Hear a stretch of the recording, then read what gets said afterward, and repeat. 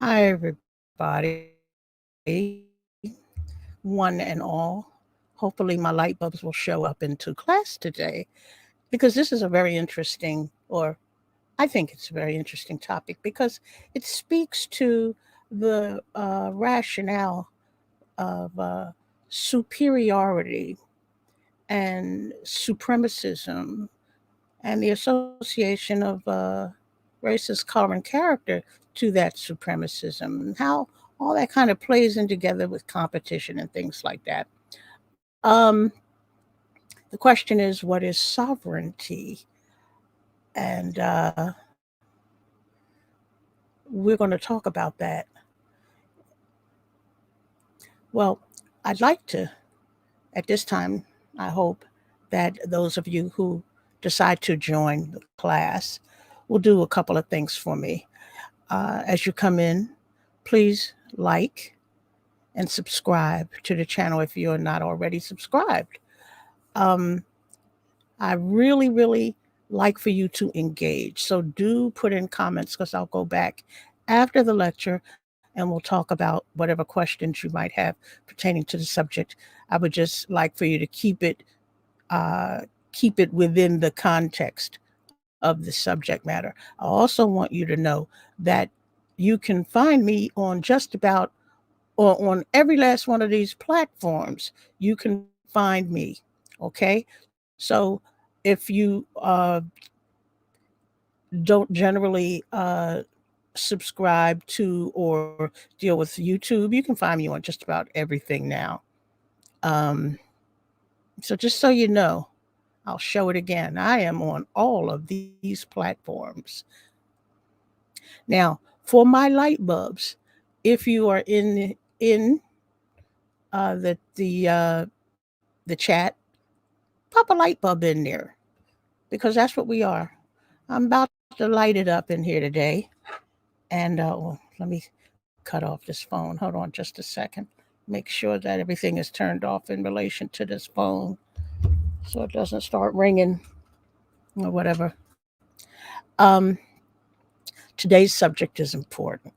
Okay, but before we begin to talk about this subject and to get into the discussion surrounding this essay lecture, let me begin by explaining who I am and what I do to those of you who may be here for the first time. My name is Dr. Cynthia Elise Smith, Auntie Dr. Cynthia Thank You Treases. And I'm an anti-racism, anti-white supremacism educator and essayist specializing in essays, lectures, discussions, presentations with alternate views on race, race as color, race as character, racism, white supremacy, whiteness, blackness, and value. Those are all separate but similar subjects that I delve into. And I'll be explaining all of that a little bit later on as part of what I do before I go into the actual essay. So what I do is I offer deeper, more critical perspectives on these subjects, including the potential implications of wording in the U.S. language lexicon that are not ordinarily considered racialized because they may be euphemized, made into euphemisms, or dog whistled or couched within usually benign contexts, such as, oh, let's give you an example, black sheep of the family. Now, most white people will tell you, oh, that doesn't have anything to do with race. My family used to do that for years.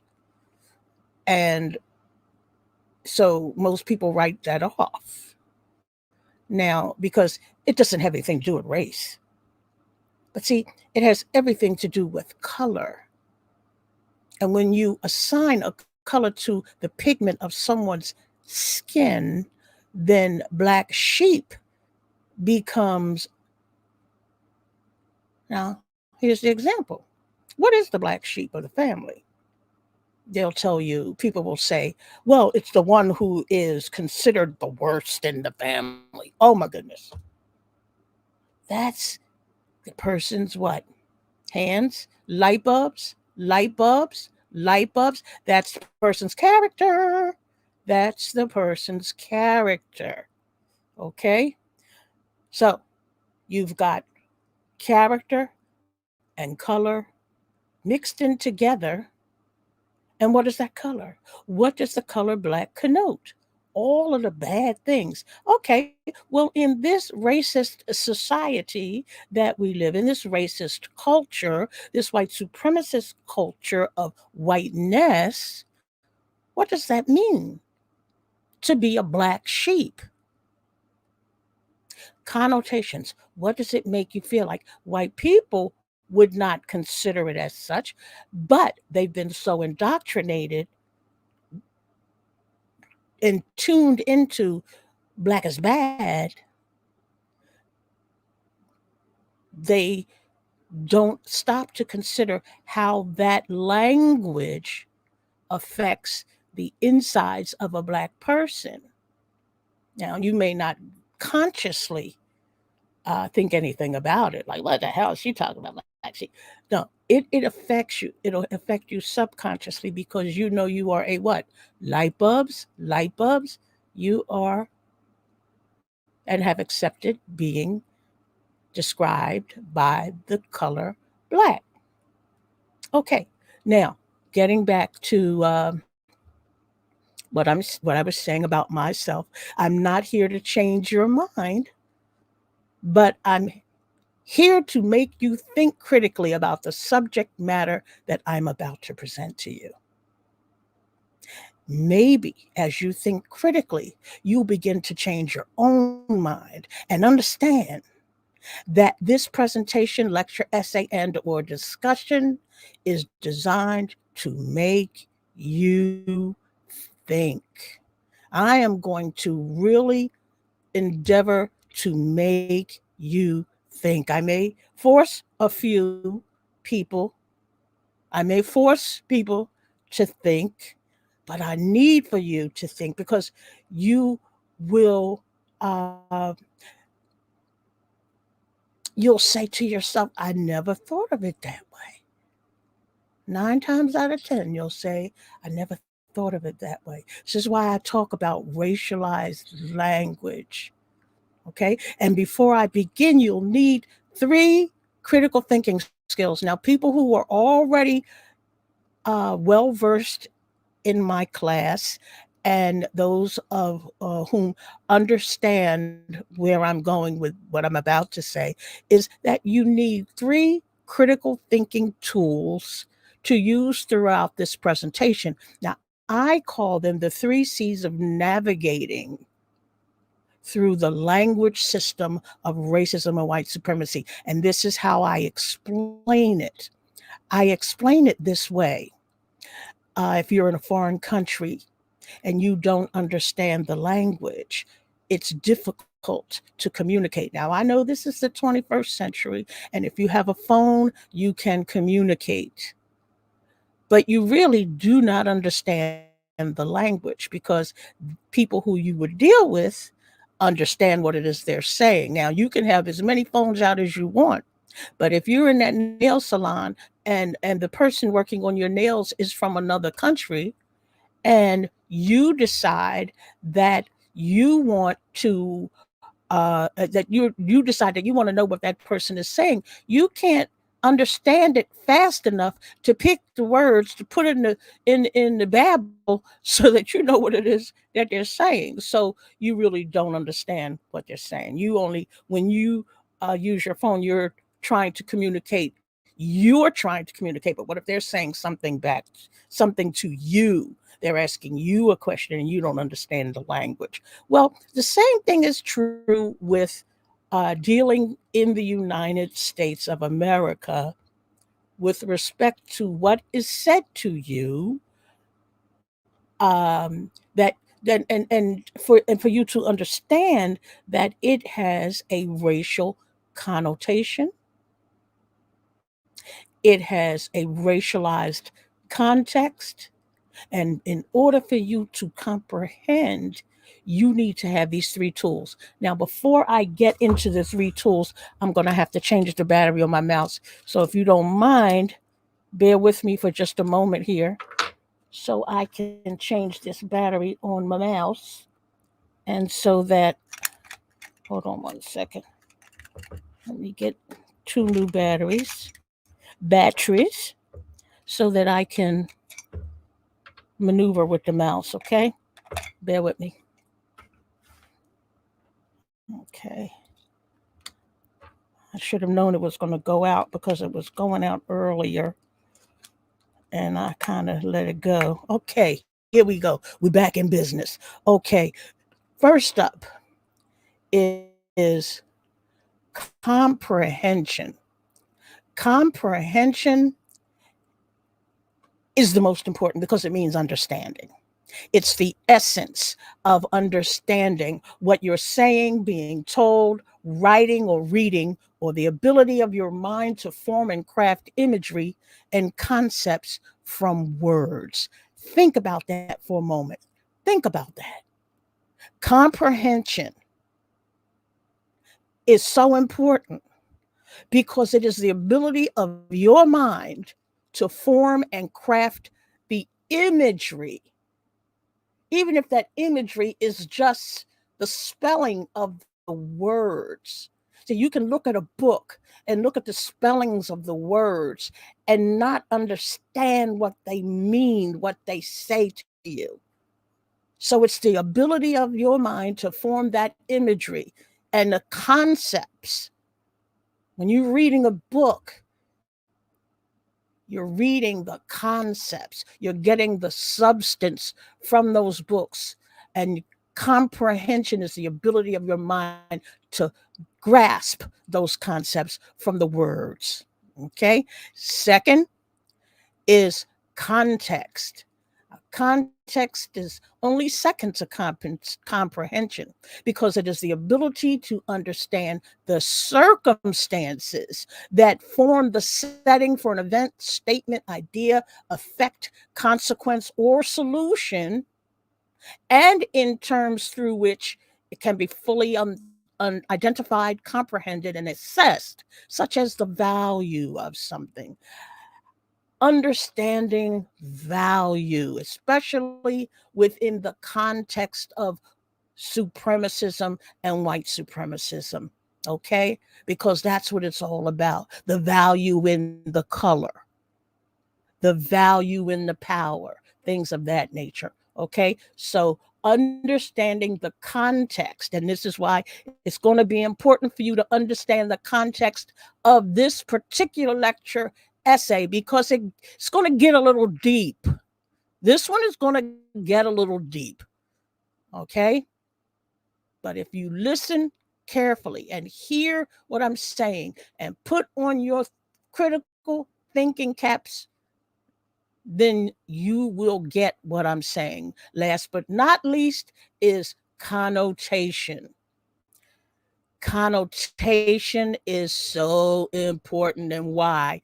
Those of you who are my light bulbs, you know how important connotation is. You know that connotation is the ability of the words to summon emotion or an idea or feeling that the word invokes in addition to its literal or primary meaning. So, how whatever the word means It makes you feel something. Connotation is important because it is the feeling of the words you read or hear or speak. Connotation is the reaction associated with a word. It is the expressive part. It's the part of the words, sentences, and paragraphs from the thoughts that you have that create the drama and cause people to react happily, sadly, kindly, violently, or otherwise, especially on YouTube, where words are just thrown around like the grains of sand on a beach.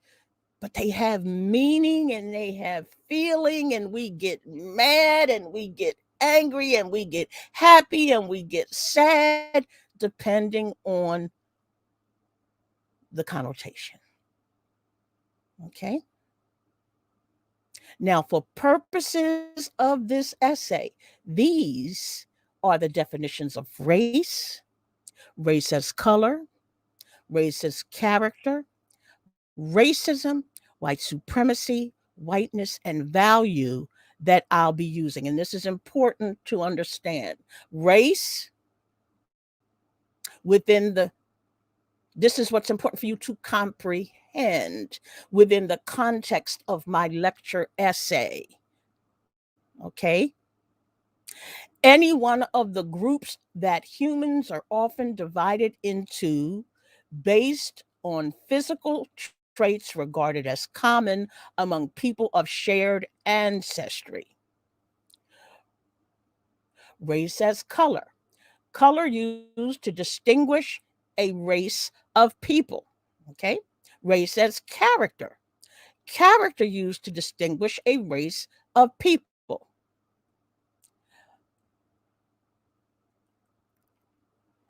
What did my mouse do? Die on me that quick? Oh, geez. Okay. Race as character. All right. Hold on. Now, next is racism. Racism is the systematic subjugation within established institutions in the US. Now, I'm not talking about the forms of racism in other countries. I'm talking about racism and how it was created and designed generations ago. Okay. The systematic subjugation within established institutions in the US through structurally designed discriminate like redlining and all those other things that's structurally designed discrimination and, and denial of opportunity, equity, equality, and justice built into every institution in the country to control the formerly enslaved and their descendants in perpetuity after the enslavement ended and the enslaved were emancipated. See, you have to understand what racism is. Now, it has been retooled, it has been remodeled, it has been really, really made into um, all kinds of things now that it just get the word racism and racist gets bandied about so much that you really lose the importance of what it really was for, because during the enslavement, when African human beings were enslaved by enslavers, there was no need for a system of subjugation and control so that there would be no competition for goods and services because the enslaved didn't have any rights. After the 14th Amendment and after the 13th Amendment, when enslavement ended, and the 14th Amendment when the newly emancipated became citizens, they needed to double down and create a system of denial and discrimination so that there would not be a true playing field, a true equal and equitable playing field with which to compete. Bear in mind these words that I'm using because we'll be good. This is what we're going to be talking about. Okay. The next is, oh, let me give you an example of why racism is not simply prejudice or bias and associated behaviors. Think of it this way. Can Black people despise white people? I use this example before I get started all the time. Absolutely. Can Black people hate white people because they're white? Absolutely. White people can hate Black people because they're Black.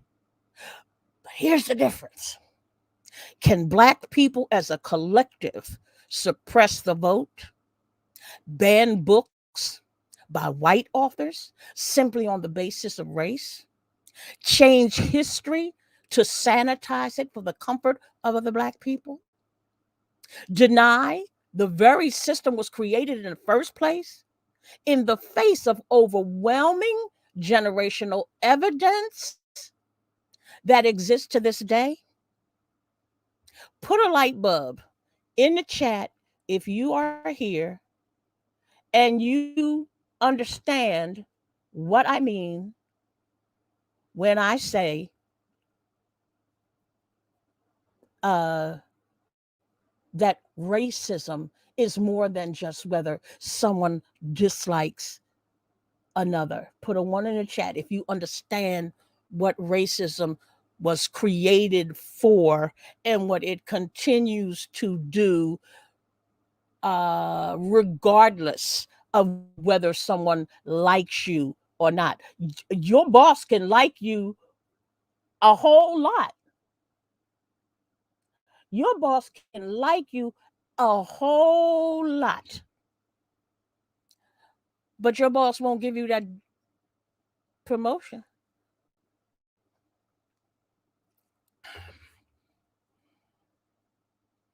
Your boss will pass you up for that promotion and tell you it's because you don't have a degree. Okay, just to give you an example. Okay, the next is white supremacism, and white supremacism is this: the ideology. Now, I want you to understand what white supremacism is. It's an ideology that uses the color white and whiteness as a value and merit measurement. It is a metric used where superiority and goodness align with the color white, and the color black and blackness are aligned as bad and inferior, each having been assigned generations ago to skin pigmentation. Next is whiteness. It's a theory that says that skin pigment or the assignment of that color white to imply the person's skin color grants that person with certain natural rights and privileges. Now, the indoctrinated perception is of complete sovereignty. Keep that in mind because I always say this in the beginning of an essay lecture, but we're going to talk about that word today. Complete sovereignty over and above anything else on the planet Earth. Last but not least is value, the desirability of a thing, often in respect of some properties such as usefulness or exchangeability, worth, merit. Keep that word in mind, or importance. Value has an intrinsic association with the terms race, racist color, racist character, racism, and white supremacy because value is the codifier for those terms. Value is what puts, value is like the glue, it organizes those terms. So it provides both the context and the connotation, which leads to better comprehension for each. Okay? All righty.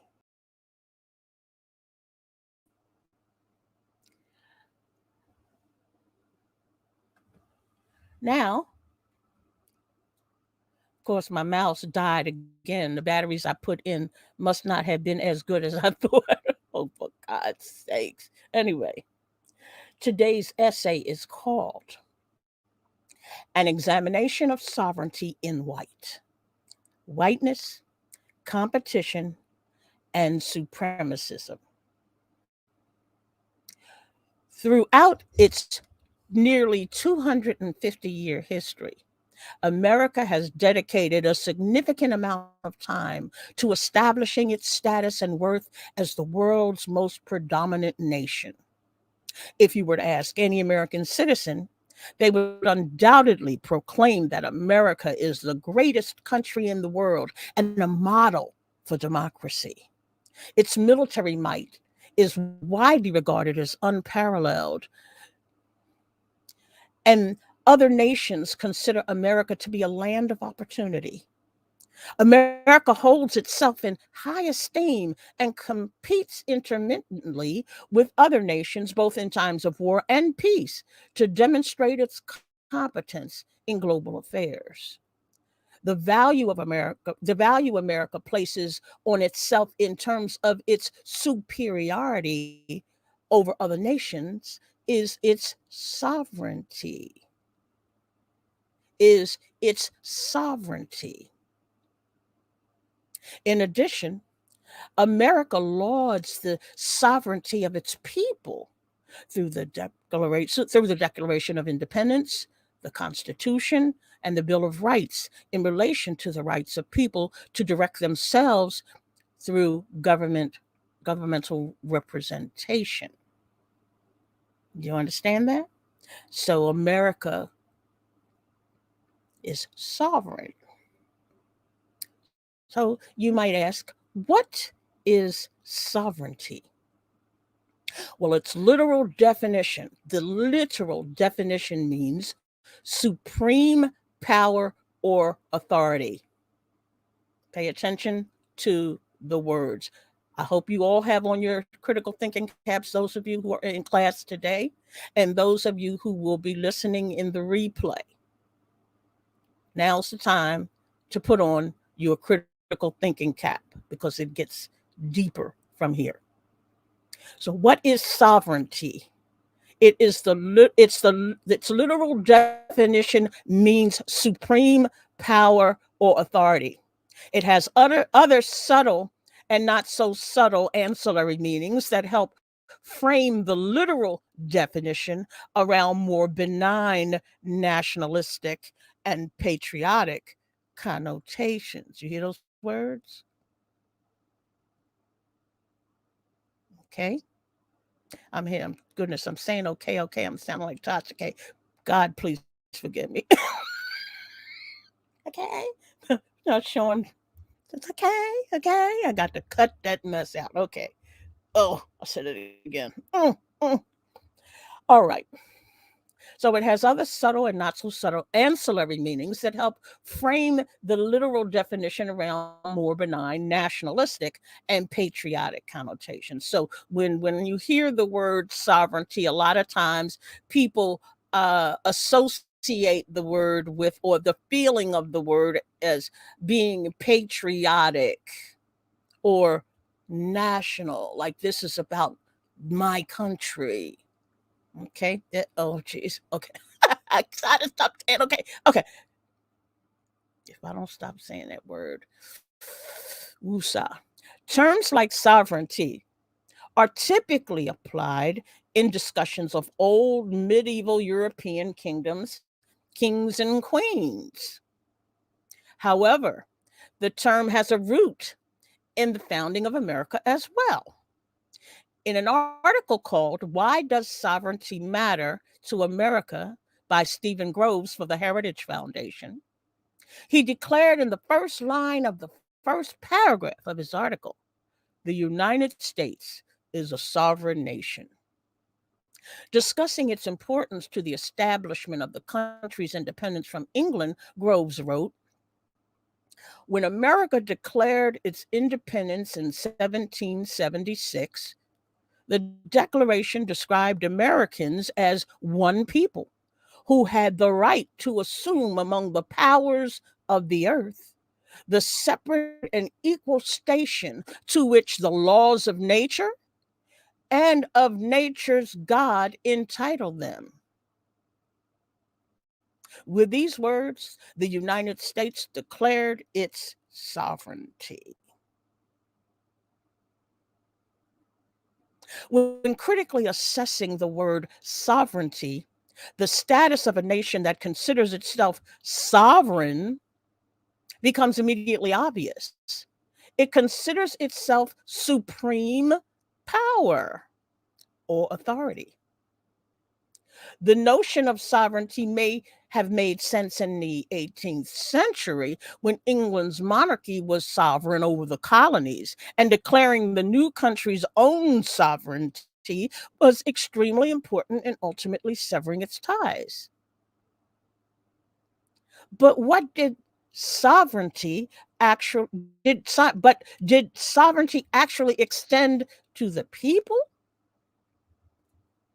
The notion of national sovereignty was also responsible for the new nation's move west, manifest destiny, or the perception upon which the laws of nature and nature's God commanded the new nation's national sovereignty over the lands in the West, and drove the movement of the original people of the lands and the enslaved through the Trail of Tears.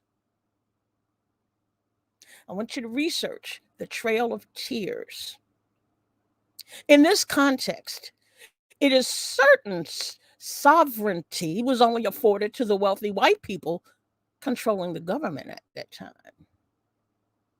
Furthermore, during the 19th century, the term popular sovereignty, also called squatter sovereignty, was a controversial political doctrine created in the South that called for the territories deciding to enter the Union to make their own decisions to enter as free or slave states. As noted by writer Zach Garrison in an article entitled Civil War on the Western Border for the Kansas City Public Library, popular sovereignty was first promoted in the 1840s in response to debates over Western expansion, and argued that democracy in a federal government meant that the residents, not the federal government, should be allowed to decide on slavery within their borders. So one of the reasons the term sovereignty as an identifier for the nation may have become linguistically obsolete. We don't really hear that term that much anymore, but trust me, it's being used, okay? Is because of its semantic membership with the Confederacy and supreme white power or authority. You know, during the what I call the post-racial colorblind era, any notion of supremacy or supreme was and white was kind of taken out of the lexicon, and other words were used, like America's greatness, not so much sovereignty, which was more popular before. Now it's greatness. Same thing. Same thing, different day, different word. This is why you learn the language. Anyway, so according to Princeton University author Sir Arthur Watts, as a concept mainly considered for constitutional law today, the practical use of sovereignty as an identifier today is political, having lost none of its appeal. It really hasn't lost its appeal for those who still use it. Much of it at bottom nationalistic and emotional. There's what this person is saying. Most of it now, sovereignty now is being used to describe the nation in terms of its whiteness. Such political, he further stated, such political use of the notions of sovereignty is nowadays little more than a nostalgic attempt to invoke the memory of past freedoms, independence, and supremacy.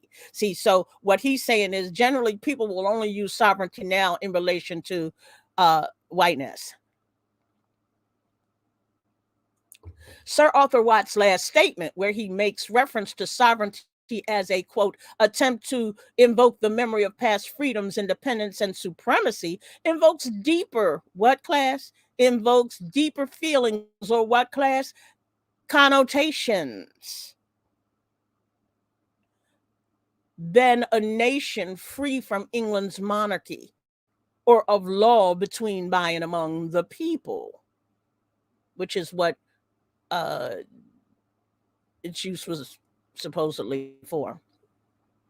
It harkens back to the time when popular sovereignty was being promulgated in 1854 by the likes of Senator turned 16th President Stephen Douglas, a staunch proponent of the contentious doctrine of popular sovereignty. Therefore, when evaluating the term sovereignty within the context of past freedoms, independence, supremacy, and the antebellum period, past freedoms meant the freedom of those people to enslave, independence of the enslaver states, and the supremacy of the Confederacy and white people in particular. So the article by Stephen Graves that I referred to earlier in this essay was written in 2010, the 21st century. Where he says America is a sovereign nation. Okay? The 21st century, not the 19th, not the 18th centuries. This is an important fact to consider as he asks the question, why does sovereignty matter to America? And the role of politics in the application of the term sovereignty. The author argues sovereignty on the international stage, because I'm sure some people will look this up and say, they weren't talking about no race here. He was talking about the international stage, hinting at globalist takeover and potential end of U.S. sovereignty and the importance of not succumbing to transnational organizations. Well, when people talk about globalism, they're talking about the Jewish people. Now, there are those who think of Jewish people more in terms of a race of people rather than a Judaism, which is their religion. So when you have a Jewish person, basically, it's kind of like it. How can I put it? It's an identifier, a distinguisher. So the term uh, Jewish is more a person as opposed to something else, as opposed to a faith. That's how it's perceived more as. So basically, yeah, that was being a little racist. Okay, so there is no, nevertheless, there's a noteworthy tone resonating from that article. Tone, connotation, feeling that I certainly got from the article that regards not only international sovereignty, because that's what he was talking about, globalism, but domestic sovereignty as well. Because if you're thinking in terms of globalism, and you're also thinking of those other things like black people who are going to take your what? Sovereignty away if you are what? Equal. And now I'm going to get into why that is important. A nation by and for the people has not been kind to the original people of the land, nor to the people brought over in chains, which poses the question of whether equality is conducive. Now, see, here's the question. It poses the question of whether equality is conducive to a sovereign nation such as America and the people who are making the decisions on behalf of the people. So let's talk about equality.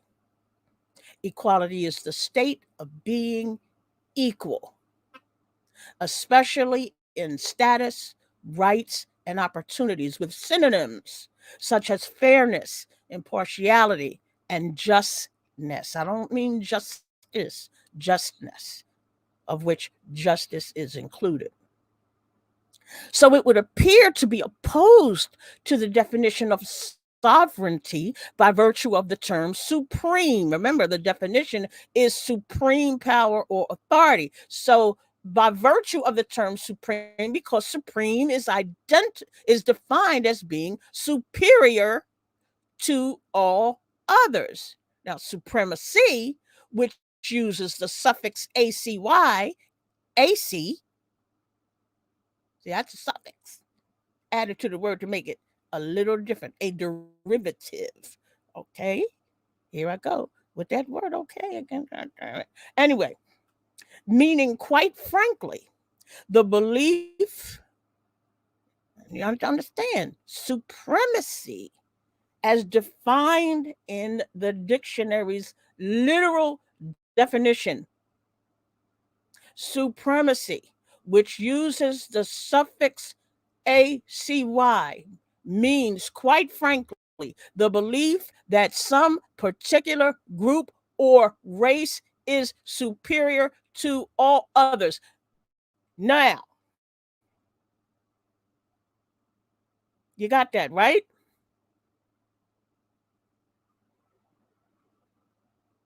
Which means that sovereignty as supreme power or authority, and we identified what supreme meant, superior to all others, and then supremacy, the belief that some particular group or race is superior. Okay. So sovereignty as supreme power or authority may be considered the same way as supremacy through the STEM word what? Class, if you know the answer, hit your light bulb. Supreme. It's also clear that the term equality is antithetical to supremacy.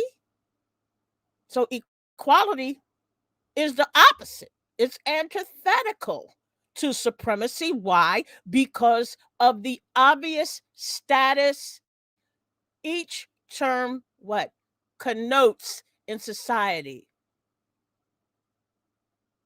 And I'm going to tell you why. On its face, supremacism is the state of superiority over all others.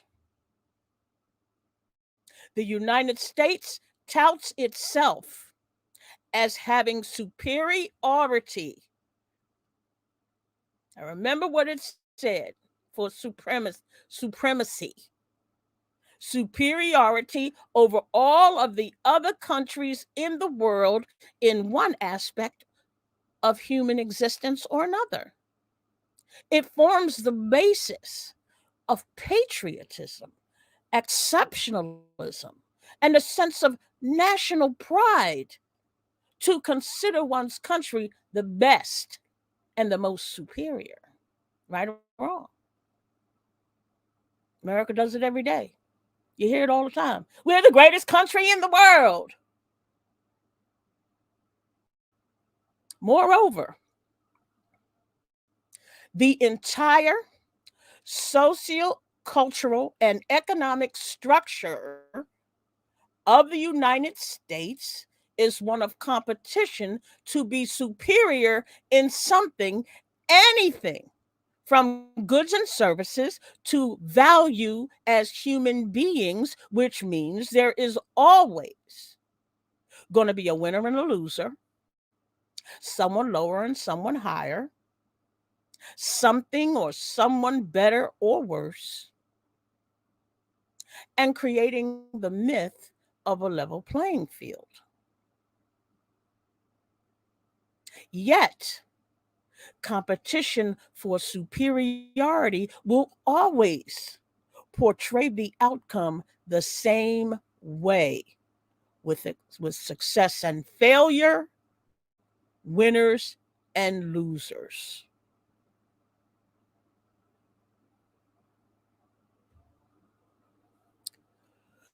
So, how can one be equal?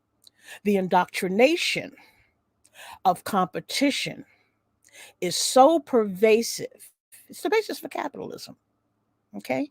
And understand when capitalism, uh, why it was so important to the enslaving states to maintain their enslaved in their capitalistic country. Free trade is what they called it. The indoctrination, meaning they were free to trade in their enslaved. Understand the language, people. Understand the language. The indoctrination of competition is so pervasive and the conditioning so thoroughly ingrained that it may be virtually impossible to envision a life of true equality for human beings, since under the concept of competition to be best or superior, one simply cannot be equal to another. Now, I know some of you may be thinking to yourselves, well, that's the way it is. That's the indoctrination. That's the conditioning. We all have it. We all compete in one way or another because it's been so ingrained. Imagine what life would be like if everyone were equal.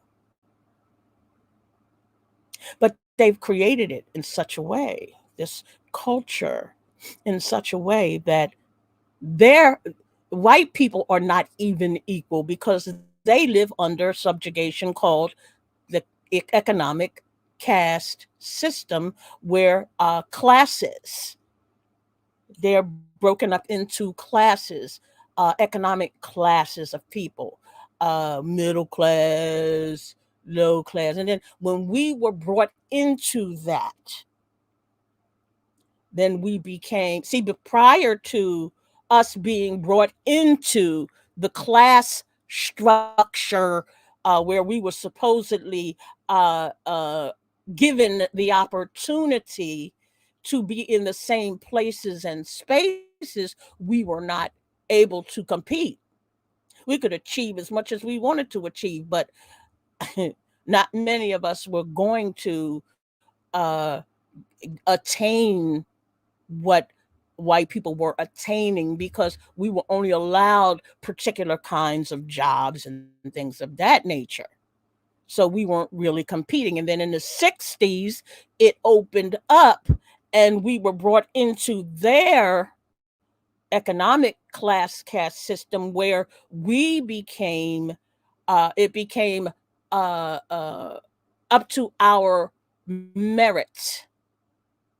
So what was hidden was the fact that racism as a tool for denial and discrimination was still intact, but it was hidden under that cloak of meritocracy. But we're going to get to that. I'm going to talk about that right now.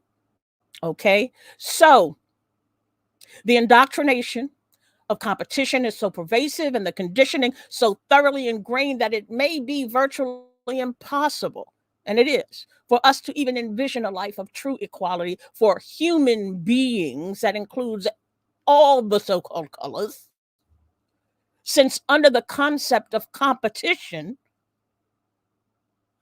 To be best or superior, one simply cannot be equal to another. People applaud winners and vilify losers. That is an integral part of the culture, fueled by meritocracy. Meritocracy is commonly used to justify competition and measures achievement based on one's ability to complete tasks. However, I need you to pay very special attention here. However, when the concept of whiteness, remember that theory, what was whiteness again? What did I say whiteness was? Let's put that up there. What is whiteness? The theory. Okay, read that. Okay, whiteness, sovereignty.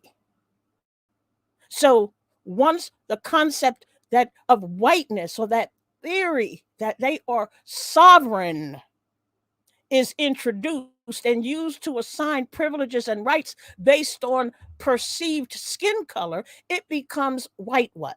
White sovereignty, measuring the value, remember that word value, measuring the value of human life based on what? Skin color, and creating competition for humanity itself. People, the people who have been beneficiaries of national sovereignty must come to grips with their own terms, definitions, and derivatives of usage, since the ideology of sovereignty becomes just as detrimental to the cause of equality, equity, opportunity, and justice as white supremacy. I mean, when the definition of each term literally and figuratively means the same thing, they can't have it both ways. They can't say we're a sovereign country and consider everybody equal. It's not possible. Competition makes it impossible. The idea, the entire economic system is based on competition for scarce goods and services, where the scarcity is created by those in the power. In power. Okay, so the people who have been the beneficiaries of national sovereignty must come to grips with their own terms, definitions, and derivatives of usage, since the ideology of sovereignty becomes just as detrimental to the cause of equality, equity, opportunity, and justice as white supremacy, when the definition of each term literally and figuratively means the same thing. As long as America continues to parade its manifest destiny in white, embrace whiteness as superior, compete with each other's humanity, and view its sovereignty as the what? The supreme power or authority, as the definition explains, any hope of equality, equity, opportunity, and justice will remain a delusion in the minds of most people. That brings me to the end of this essay lecture. I hope that those of you who are watching right now got something out of that, and you understand how that whole idea of supremacy, even before you attach whiteness to it, even before you attach the color of one's skin, or you attach race to it, this country has a problem with superiority.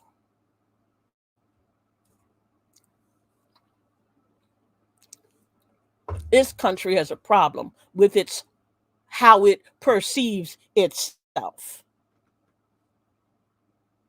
And unless and until we stop doing that, and see, the country, the fight in this country is over what is going to control the economic systems. It's going to be socialism. Is it going to be able to remain capitalism? Yeah, we already know. See, this is why there's such a fight about uh, the economic structure of capitalism and socialism, communism, Marxism, whatever, what have you, and why they believe capitalism is the best because they have free markets, meaning they can be free to do whatever the hell they want to do. And we believe that this is supposedly the best way because this is how we've been conditioned and indoctrinated. Now, it may be, but it hasn't been very good to us as a collective. So it's interesting. The reason why there has to there has to be a bottom and a top is because of the system that we live under. And when you attach that blanket of whiteness around the pigments of people's skin, it adds an extra layer of domination. And yeah. So now that I have finished, I'm sorry for the way that this thing looks. I know it kind of looks a little choppy. I still haven't gotten the lighting just right so that I don't look like, so it doesn't, look like that. But anyway, I'll have it. Because I'm still in my bedroom. I'm hoping at some point I have a space that I can create and leave, like I have it in here, but have it in some other part of the house, uh, one of these days.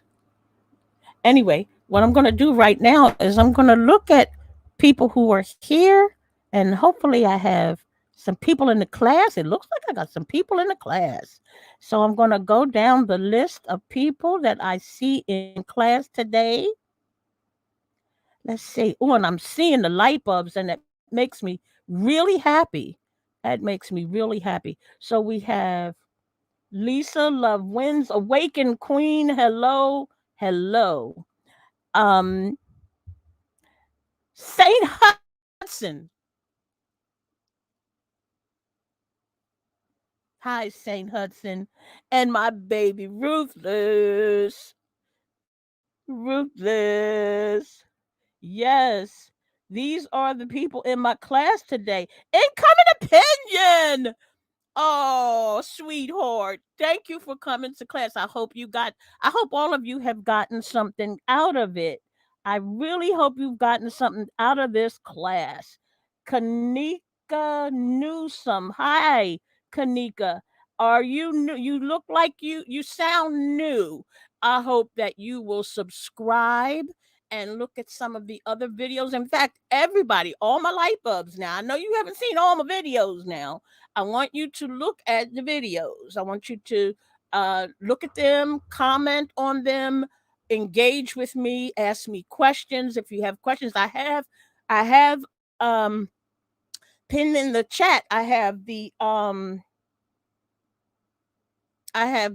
invitation to come up and discuss some of this here stuff if you want to, because this is a classroom, and just like a classroom, if you raise your hand, that's just like coming up on the panel, or you can ask a question here. It says what? Okay, Marion, I don't know how to pronounce your last name, Marion. Odusanya. Odusanya. I hope I'm pronouncing it correctly. What are your thoughts on black people using the term sovereign citizens? Um, Well, you know what the meaning of the word sovereign means. So you're saying that you are superior and you are a superior uh, power or authority when you use the word sovereign. So you're saying, as a citizen, you are superior and are a superior power and authority. Okay, supreme power. You are a supreme power and authority. And we already went in and discussed what supreme means and then what supremacy means and that type of thing. So uh you know, I can't say no, you can't use that term. You can use that term, but just know what it means when you use it. Um Rosetta Brooks. Hi, darling. Hi, Rosetta Brooks. Remember to subscribe. And Tremaine, I hope you're still here. Hi, Tremaine. Yeah, you know what you say in other words, you never going to be in the club. None of us, white or black, are going to really be in the club. But in order to keep the average white people in control, they've given them or made them the beneficiaries of a class higher than us based on color and character. They try to use that too. You know, when they can't, when they want to be able to say, no, I don't look at color. It don't have nothing to do with color. I look at the character. Well, you know, they try to define our character all the time, trying to define the character all the time. We're supposed to be, you know, really screwed up people, lazy, all kinds of stuff. In fact, what do they say in Florida now? They're saying that they're trying to change the curriculum to say that the enslaved learned valuable skills. Well, I'm here to tell you that when the enslaved came over in the chains, they already knew animal husbandry. They already knew farming. They already had those skills. They already had those skills. So anyway, that I digressed a little. Boy, this thing is really flipping out. Look, the darkness is flipping out. Okay, so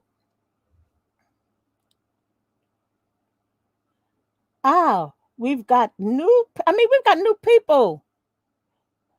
I, Tremaine said, "Don't get me started on capitalism." Okay, all right. Hey, we could have a whole class on capitalism. When I took that economics class in my undergrad, let me tell you, oh, we got into so many arguments. I got into so many arguments, but at the risk of being called a communist, which I'm not, um, and a socialist, uh, this economic system is just really screwed up. It's really screwed up. It's made so that you must have underprivileged, underserved, under whatever. You have to have under and over, up and down. You have to have that. So it's not equal if it's up and down and under and over. It's not equal. It's not equitable. That's common sense. But that's the way this country is built. What was that? We've got hold on. We I saw someone else that I don't remember. Okay, we got Marion. I really hate not having my mouse. Oh, you know what? Hold on a second, because I feel like I got a discussion going. I'm hoping that I have a discussion going, and it makes me feel really good that we do. But I have to find the keyboard to this other thing that I have, or maybe I'll look at it. You know what? I'm going to look at it not on YouTube. I'm going to look at it through here. Hold on. Hold on a second. Let me look at these through here. Oh, much easier to see. It's much easier for me to see. So you have to bear with me just a little bit. Okay. All righty. It was somebody that I saw. Okay, on one. Hi, on one. Yes, I know you're new to the channel. I hope that you will subscribe to the channel. Look, you guys, look, you light bulbs. I want you to read. I mean, I want you to look at the other videos. I want you to engage me on these other videos. Comment, because I used to just do videos. I didn't go live until this year. I started going live this year. And let me see. There was one other person that I don't remember. Looked new to me. There it is, Ms. Gardner 57. Hi, how are you? I hope that you will subscribe. I hope that all of my light bulbs and people who are new here will become light bulbs, because the idea is that we're here to illuminate. We're here to um,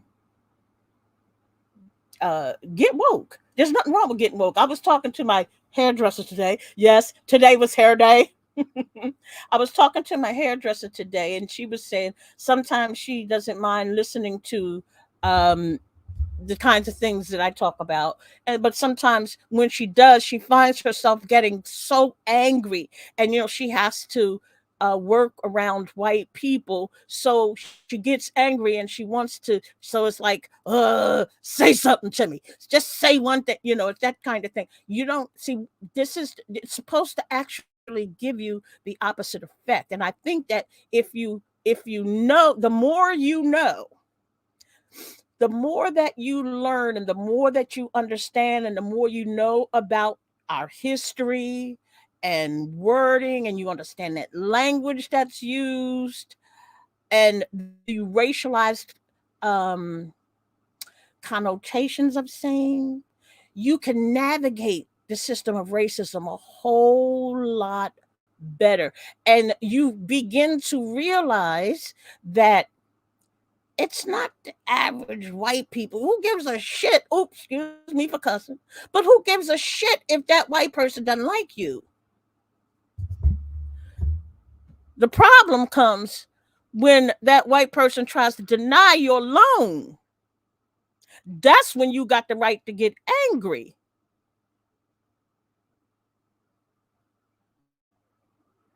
But some of us do, we think race is nowhere in the world. Racism. I didn't get that job because I didn't have all of the requisite skill sets. That's what they told you. That's what they said. When you do. You know that, because why interview for a job that you can do? Why interview for a job you can't do? Right? Oh, thank you, Rosetta. Thank you. Yeah. Why? Because you're not going to do that. You're qualified. They just don't want to give it to you. And what most of us do is we think of race last. It's like people who are religious saying, "Oh, I can't do nothing now but pray." What? Prayer's supposed to be first.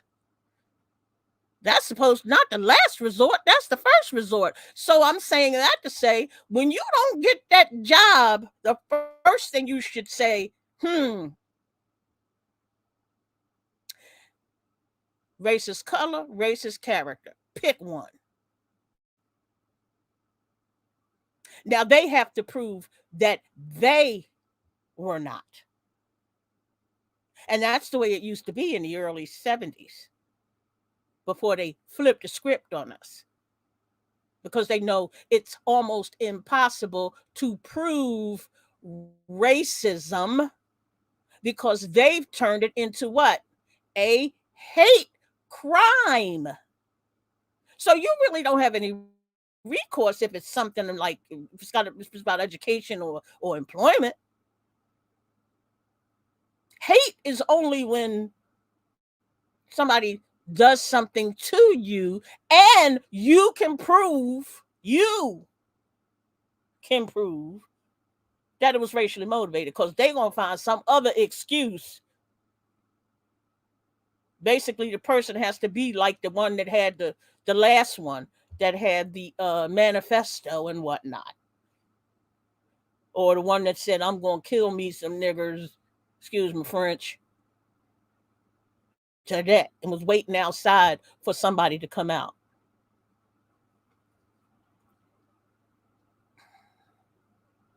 No, understand what it is first. Just like you pray first, don't make it a last resort. If you are religious, if you're faith based, don't think of your prayer as a last resort. Well, don't think that it's not racism first. Let them prove that it isn't. Make them prove that it isn't.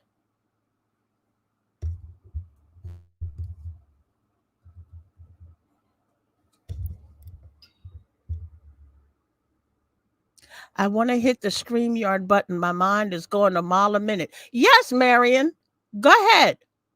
You can go ahead. Yes, please do. Please do. I appreciate that. I want you to um feel comfortable in. I wish I could get my. I'm gonna while you hit hit that link. While you hit the link, it's in the it's pinned to the chat. I learned how to pin to the chat. I'm learning every day how to operate this thing. It's a combination of between StreamYard and oh, why isn't that working? Okay. Yeah, it's a competition between StreamYard, not competition. It's like it's a combination of StreamYard and why isn't okay, come on now, work. StreamYard and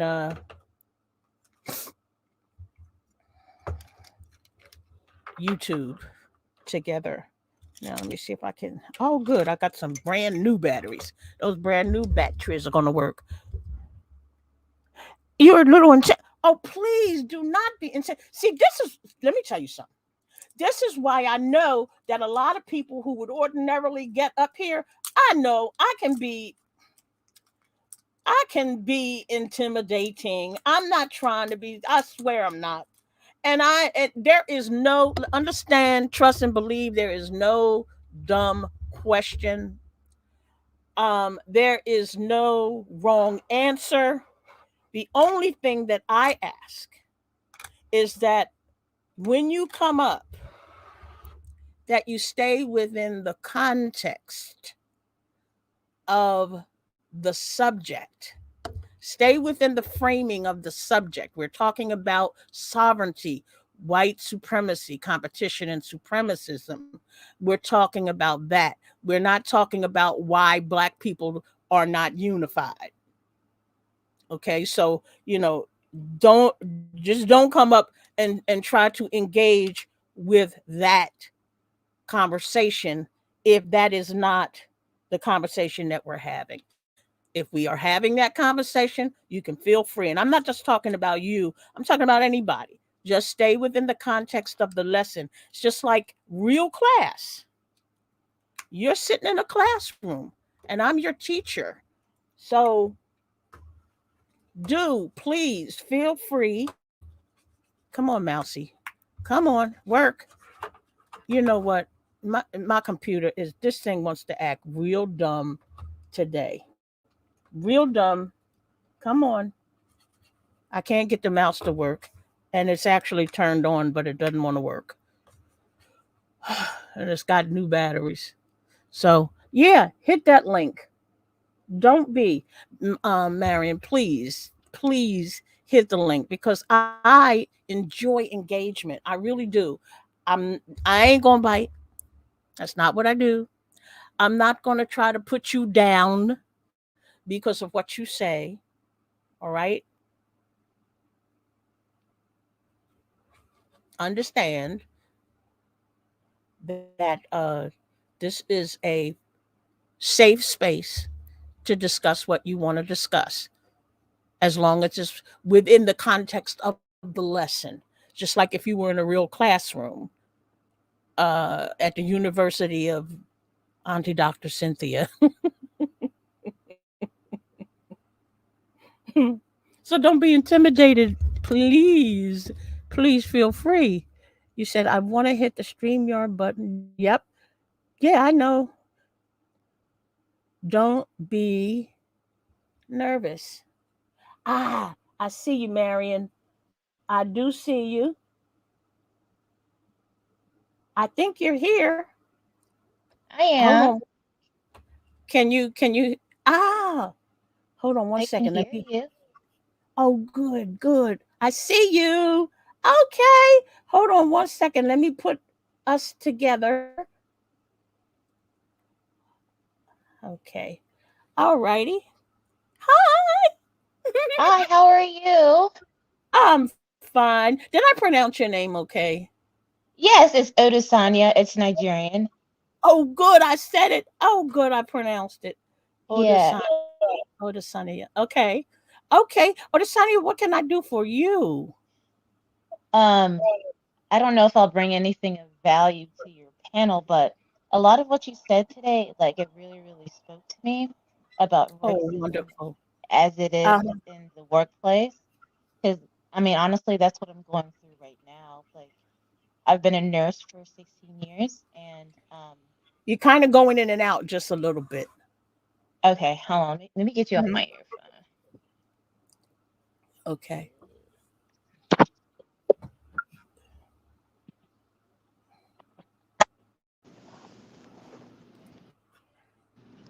Hello? Yes. You sound good. Okay. Yeah. Better? Uh-huh. Much better. Much better. Okay. Oh, first, let me thank you so much for Yeah. coming up. Okay. So No, you're no, like, experiencing. Mhm. Go ahead. yeah. Where do I even begin? Um, my lighter, my Caucasian, counterparts, Hmm. like in the field, are just respected more than me. And Hmm. the thing of it is, like, I know that I'm smarter because they're coming to me to ask them to answer questions and help them on their work, and it's like, okay, you're Hmm. not competent and you're going to kill somebody, but why are you always getting like all the accolades? Like, the doctors don't even talk down to you. And like, I'm to the point to where it's like I don't want to take that anymore. I don't want to have to answer to anyone. So like right now I'm currently in school to be a nurse practitioner, Hmm. because at this point, even with my years of experience and all my certifications, I feel like as a black woman in this field, like that's just not enough. Where nurses that are half my age with not even the wealth of experience that I have are Hmm. given certain opportunities. So, I mean, it's never been an equal playing field for me or for any of us that are not white. That's And right. um That's exactly right. That's exactly I right. And that's exactly what's happening to you. You are being aggressed. yeah. Micro and probably macro too. You probably got people joking around and saying little things, little here and there, Oh and God, you're the microaggressions are mhm, unreal. It's to mhm, the point. and you're expected though. You're expected to take it and Assimilate it. not associate it Hmm. with racism. You're definitely Yes. not supposed to associate it with racism. It's what do you mean? What do you mean racism? No, I know. none of the, but then when you realize that the institution itself, the healthcare institution, the institution of health and healthcare is extremely racist, from the way Very. that patients are treated to the way that Black caregivers are treated. Yes. Very. And I feel like we need more Black people in the field just to advocate for our patients, just because, like, I Absolutely. work at Children's Healthcare of Atlanta, and like the majority of the population that we serve are African American, like sickle cell patients, kids. I mean, the disease Mm. process, these kids are in pain. And these nurses will sit down there and watch a child be in pain for hours while the Mm. doctors are ready, like put in orders for it to be medicated. Like, it's crazy. Then you on the other hand, you come in, you see like little Johnny with that needs stitches. Oh my God. Where's the numbing cream? Run, run, run, run, run. Like, no, Yeah. it's not okay. Yeah. Believe it or not, in 2023, they still believe our skin is thicker and we don't Oh yeah. feel pain as much as they do. Yeah. Oh yeah. Yeah. They're like, he'll be all right. He can take it. I'm like, how do you know what he can take? I was like, we've already done the labs. The kid's in crisis. Look at his vitals. What are you Mhm. doing? This kid's crying. Like, I don't know how people can sit down there and just watch that. So, like, I'm to the point to where, like, with everything that I do, I feel like in this space, in this country, um, I have to be better than them. I have to be 20 steps ahead of them at all times. I have Yeah. to be like And I have have to you be ever the best. Yeah. have you been are you first generation, second generation American, or First have you generation. first generation American? Okay, have you ever gone back to Nigeria? You said Oh yeah. Nigeria? Yeah, And frequently. is it different? I would imagine it's different there in some ways, because it's not based on, they have a capitalistic country, but it's not based on race. I would imagine not. But Well, they don't have the race issue, but they do have the tribalism issue, which is somewhat next, similar in some yeah, spaces. uh-huh. Um, but I believe, More ethnicity. It's more yes, about ethnicity. Mhm. yes. Yeah. Mhm. Um, but like So they just don't even, they don't have racist color where you have the lighter skinned people of in course, charge. Okay, so they do of have course, colorism, not racism like we have here, but they have colorism. colorism. Hmm. Mm-hmm. Colorism in the Hmm. sense that, like the white European beauty standard, Yeah. the lighter complexion, the thinner nose. Somebody like Uh, me would probably do well. oh yeah, they would love you over there. You would stag up a Nigerian prince quickly. Oh, and that's sad. I'm laughing, but that's sad. That's sad I know it. commentary for Africa today. I know. The inferiority complex. It's like it's so enrooted in everything Mhm. Yeah, just like that. the indoctrination for competitiveness is here.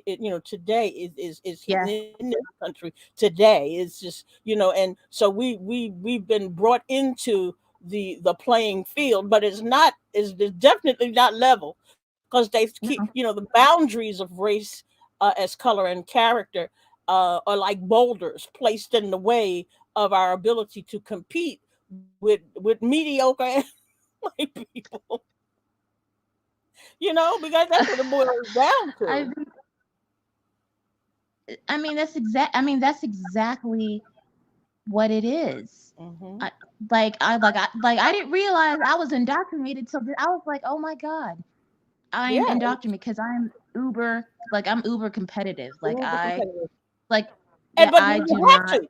You have to in this country. Yeah. You have to be better in order to get what few crumbs that you are able to Yeah. get. Because back in the 60s, when the Civil Rights Act was signed, what they did was they allowed for what I call limited apportionment of opportunity to be Mm-hmm. in the same spaces and places. So, yeah, you could get a job in that hospital, but don't expect to achieve much. Oh And yeah. even if you achieve, through meritocracy, oh, you're the best at this and the best at that, don't think you're going to be rewarded. Don't think that you're valued, Oh like no. that you're going to have that value. And that really weighs upon you, a person's psyche. You like you said, you have all your certifications, you have everything that it takes to get where you want to be, and they have their hands on the controls as to whether you're going to get it or not. And I feel like it's harder for me because I mean I sound like this, but I'm African American. And then when I Hmm. open my mouth and I articulate myself, they're like, okay, she's Yeah, smart and she's a good communicator and uh, she's a threat. uh-huh. Yeah, yep. Oh, I had that all the time. Oh my God. Ooh, in my 40 some years of where I'm retired now, thank God. But in my 40 some years of working, I went through the mill with this with racism in my workplace, and even in my doctoral program. Oh my God, I had people I had one professor and my academic advisor tell me I needed to cite information that I wrote down because I'm a writer. My master's degree is in writing studies. And when I write a certain way, like I wrote that essay. So Hmm. when I write, they look at it and they go, well, you're going to have to start citing some of these things that you're saying. Why? Because I'm very authoritative in my writing. I don't use what I call softener words. In fact, my You speak in dissertation, absolute. that's right. And I was told that I need to be less aggressive in my writing.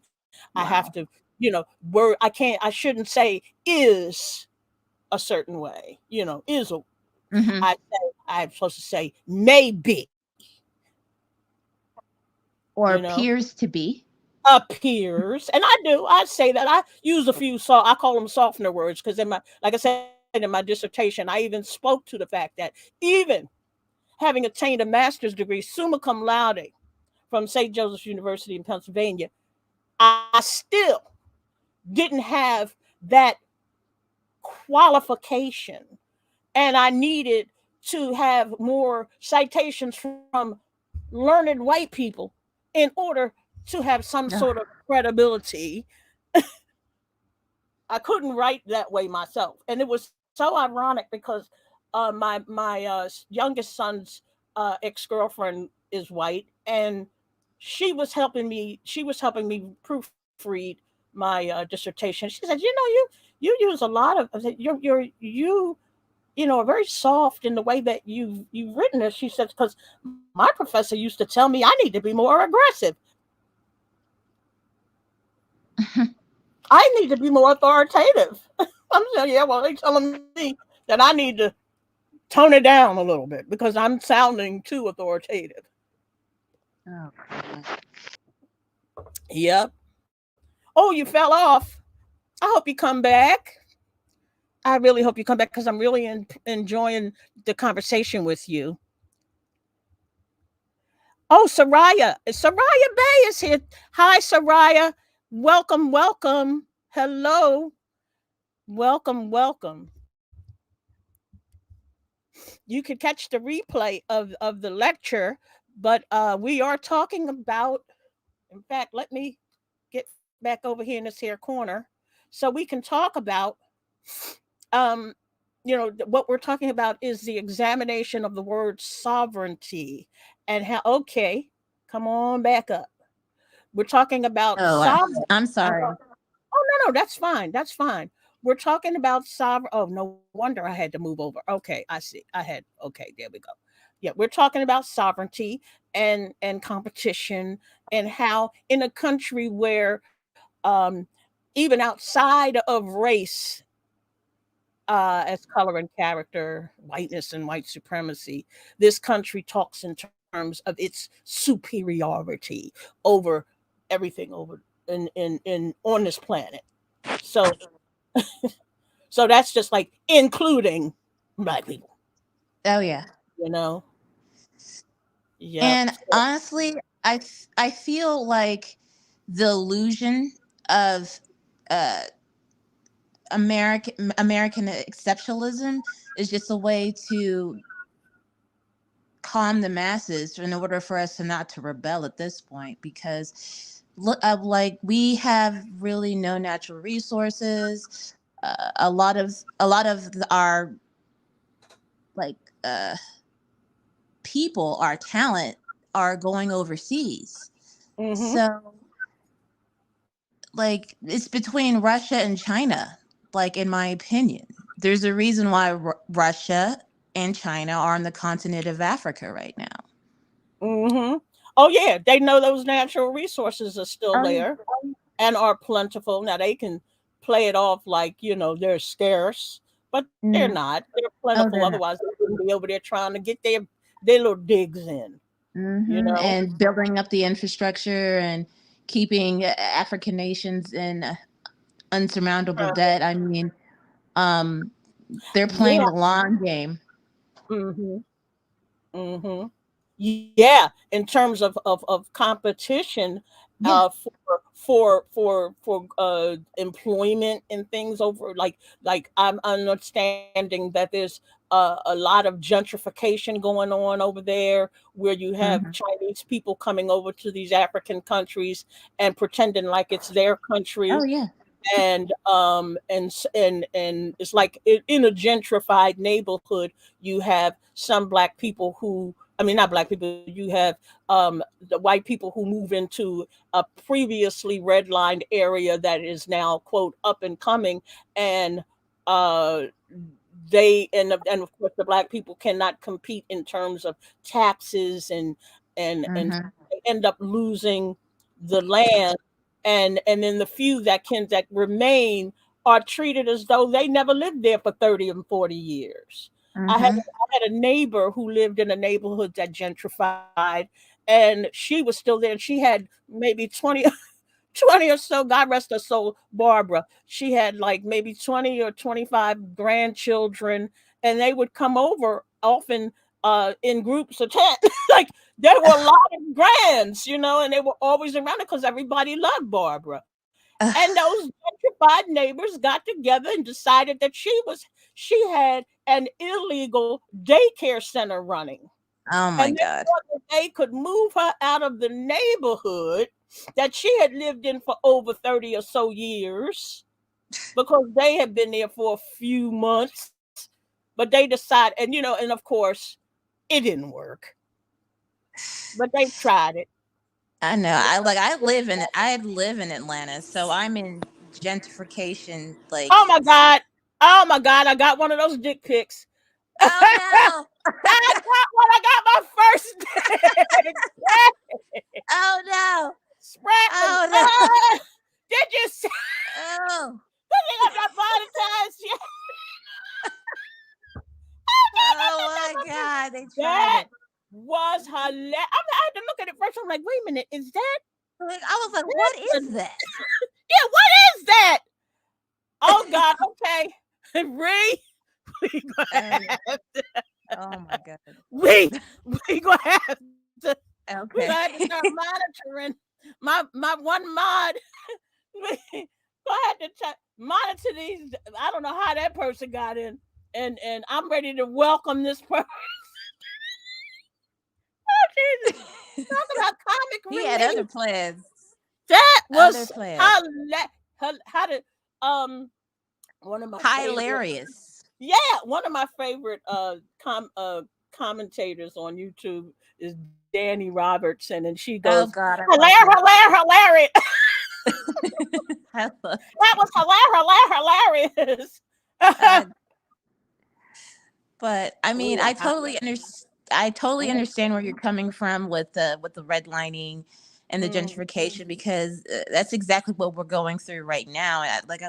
My husband and I, we just bought a house. We haven't even been in our house a year, and it was very important for us to be in a very, mixed and diverse area, but close to both of our jobs, with decent school systems. But it's uh like I we bought our house, like we spent way over that what we thought we were going to budget. Like we had, like, it was aggressive just to get exactly what we wanted. And just with the inflation prices and with And everything, that, but and the fact, here we go again, racism, because racism. they are going to charge you more Oh in yeah. interest Oh on yeah. your loan. They're going to charge you more points. They're going to charge you, I mean, and the cost of the house is going to be more. Oh yeah. It's just the way that is done. They'll either get you on the front end or the back end. Or You the know, back end, and that's your why we insurance took will our. be more. Your taxes will go up. It's that whole thing. It's going to Yeah, cost you more, and it's because like. of racial. These institutions such as banks and loan Mhm. companies and things. They also Wells discriminate. Fargo was notorious for it, and we went. Both my husband and I went into this knowing this, so we went in with a significant down payment on a house. So Mm, that helped a lot. Just being educated in that process and how to maneuver around it was very, very mhm, educational mhm. on my end, because I'm like, wow, Yeah. this is what adulting looks like. I'm like, Yeah. I see what my other colleagues, they're buying their houses or whatever, and it's like, oh wait, I didn't have to do all that. I'm like, oh, okay, Like just like great for you, like good for my you. oldest son was talking about how people, and he works for a major law firm here in the city. He's a facilities manager, but the people who were facilities managers prior to him, I mean, he makes a nice piece of change, but not in relation to what his peers made and what because they'll even downgrade a position Oh yeah, and yeah, they put you will. in. And he said, it just shocks him how some of these people who they have the second home in down the shore, and you wonder Uh, how in the hell the lake they have house. the second house down the shore. Like, how can you compete with that? In terms of but you realize that you are making, say, 76 to 50 to 76 cents less than Hmm. your white counterpart. Oh yeah, And that's because that's the way that they've skewed the competition. and I feel like they keep black people docile by giving us the illusion of equality, by allowing a few of us to Yes, the look illusion. white, Yep. And but others, not. and others, I can't think of the person's name. She got shot in the foot by that guy. Uh Oh, Megan. yeah, like Megan the Stallion, different people. But when you really stop and think about it, one, it's in the area, one of the the main area where we are, quote unquote, allowed to Entertainment. kind of get, there you go. We're allowed Entertainment to, and football and and with sports. that's entertainment. That same thing, Hmm. sports, and all of those, that umbrella of entertainment, where Yeah. we're entertaining them. Oh yeah. They'll pay us to entertain them. But when they get sick and tired of us entertaining them, look what they do. Oh They'll yeah. bounce a hit on you, and you pretty much done. I know. And it's like, one thing that really, really, just really bothers me, just really irks me, is like, in this country you'll see, like, racism doesn't exist. Like, look at Oprah. She can do it, I can do it. I'm like, Oh, you're you got not Oprah. so Child, you got so many people. So You are many. not. This is why You I are do what I not. do. Marion, this is why I do what I do. This is why I do what I do. Because so many of us black people, and I False wrote a book equivalent. on it. Yep, I wrote a book. Let me see if I can get this book to come up without blocking everything out. I'm gonna show you this book here that I wrote. Oh, look at it. Don't even show up. Oh, I can't stand it. Look, there it is. It's called White Supremacy and the Post-Racial Colorblind Era. Now, this book is about the period of time from 1968 until President Donald Trump was installed in 2017. It's the period called I call the post-racial colorblind era. Now, a lot of people make the mistake in thinking that the post-racial colorblind era No, started with Obama. no. It started the minute that the Civil Rights Act of 1964 was signed and amended in 1968 to include housing. It started as soon as they gave, see, what we were fighting for was uh, equality, equity, opportunity, and justice. And what they gave us was a limited apportionment of opportunity. And when I say limited apportionment, that means that what they allowed us to do was have the opportunity to go into and mingle around in their spaces and places. That's what that was. In the areas of housing, employment, and education. Mhm. I They had agree. already put mechanisms in place to keep us from achieving much in Oh those yeah. areas, but we could go into the rooms. We didn't have a place at the table, Okay. but we could walk into the room, and No. that's what ended up happening to us. And And at the same time, they got rid of the literal the white man. Anything white uh, was replaced with like whiteness disappeared, but it was still there in my because opinion, I'm sorry to cut you off, but in my go opinion, ahead. Mhm. uh, I think the civil rights, yeah, we achieved a lot of we achieved a lot as black people, but I do think that it just made racism, like it just made white people just timid bigots. And honestly, I'd rather have my racists out in the open, and like, I know you, you know me. I don't like you, you don't like me. You stay in your corner, I stay in my corner. What All they this, did, trying to they decipher rebel they speak. hid race. It Yeah, they hid racism. They hid racism, what it really was, and that's why every essay that I do, every live essay that I do, I go in and I define the terms racism and whiteness and white supremacy, and I always define them the way that they actually are, not the way that they are defined in the dictionary, yeah, because they what they context did matters.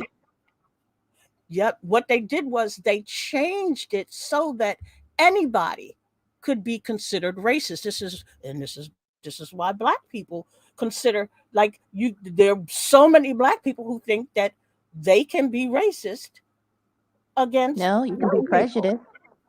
You can be you know? prejudiced. Yeah. See, we can't, and I what I do is I give the example of whether we like another person, or whether we dislike a white person. We could dislike a white person, sure. Hmm. We can dislike a white person because they white. Yeah. They can dislike us because we black. But here's the difference: they can ban our books. They can suppress our vote and take us out of the franchise. They can terrorize us through state-sanctioned violence. We can't do that. And They that's have what weaponized. They have weaponized political policy in this country. It's like it's so systemic. Like that's what it is. there's no way that we can just automatically, like, okay. snap our fingers, and oh, okay, we're all equal. No, there's It's not. environmental policy It's yeah, that's very skewed. There's financial practices. yeah. There's Well, civil it's the rights. It's basis of the everywhere. it's the basis of the entire economy of the United States.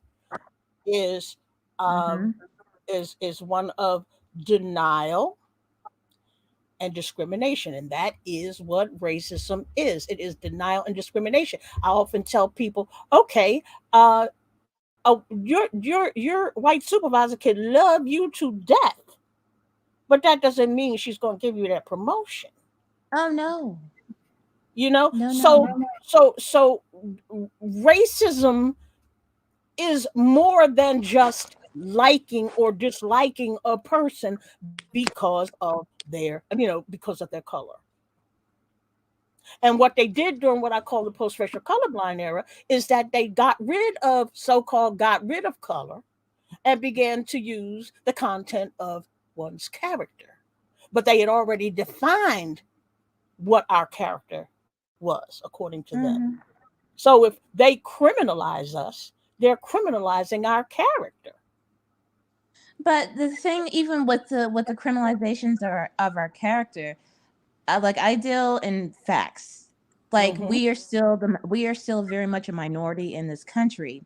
Do you mean to tell me that we are the number one beneficiaries of all social welfare programs?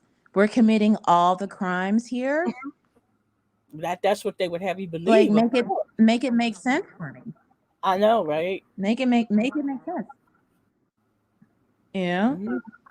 Yeah. Um the, I mean, even with whiteness and the me as a first generation American, and being my experience is going to be different. It's going to be different of that as an African American, and I tell this to my white people. I remember in college, uh this this white kid was like, "Oh wow, you're like, it's pretty cool. Like you're African. You're not like Tyson that was born here." I was like, "Excuse me." I was Hmm. like, "Tyson Yeah. was born That. here, so was I. But the difference between Tyson and I is my parents voluntarily immigrated into this country. His ancestors were not afforded the opportunity to. Crickets. Hmm. I'm So glad that don't you like hit him with that. I'm so they glad you are, hit him with that. Yeah, because people. because they always try to put you. This is They why always try to put you in the. go ahead. Go ahead. I'm sorry. No, you go ahead. Go ahead, please. Okay. Because they always try to other me. They see the last name and like, okay, Sheila, she's like them, but she's not like them. And Hmm. a lot of Yeah, they first Nigerians, identified you by color, and then when they yes, see your name, it's like, but you're not those. them, You're not those black. those brown people. You're Yeah. the good black. Um, No. Hmm. you're one of the good blacks, and a lot of that has stemmed So from that a lot of, imagine a competition there. yeah, Where yeah, as an African, and you are truly African American, as an African American, you have a status higher than those black or African American people who were indigenous, say, to this country and were it's the true. descendants of the enslaved. Oh yeah, oh yeah. Slaves, and that's why I say like my experience is very, very different. Hmm. Just because my parents immigrated to this country, like they were able to come to this country because they had resources. America just doesn't let anybody into the country. Tell me about it. Mm, Tell me they about it. don't just let randos, especially from Africa. It's very competitive. Oh, I looked on the They don't just immigration. let random. I looked on that immigration You know, site. it's You have to basically cough up a lung and give up your firstborn to oh yeah, come. yeah. I Yeah. mean, yeah, like and with and like they're picking the Nigerians that come here are the best of the best. They have the resources to be able to come to this country and really, really somewhat and prosper. compete. Yeah, Yeah, and and they prosper have a in this. better opportunity to compete because what happens is black people in this country who are indigenous to this country. That's another way for the enslaved. Because that's what. Listen, when I tell you that's what racism was designed for, it wasn't Hmm. designed for Marion Odesanya. Hmm. Did I say it right? Odesanya? Yes, you did. Yeah, it wasn't It was for you. designed for Javante. Yeah, it was for people like me who have who is a direct descendant of the enslaved. So that's what they in the 70s and the 80s. That's a lot of what they did because in 1965 the Immigration Act, well, I think it was in 65, the Immigration Act was expanded to include people from African descent. And that's how my parents came here. hmm and that was a way for the powers that just don't want to give descendants of the enslavement. There's a grudge against descendants of There the. is a grudge. They're gonna be more inclined to give me an opportunity because of white guilt. I don't have the same grudge of, Ooh, well, that is just so, that what you just said was very profound. Yeah, they don't, and yeah, they don't have to worry about that guilt. They don't have to feel like oh, they're being necessarily politically correct while they're being politically correct, because oh what they're yes. doing is they're solving that black problem, the Mm-hmm. racist color problem. Because The look at us, blackface. we've got black people in our, but what about the descendants of the enslavement who still just don't have that job? And what that has a tendency to do is make black people angry over Yes. immigration. Yes.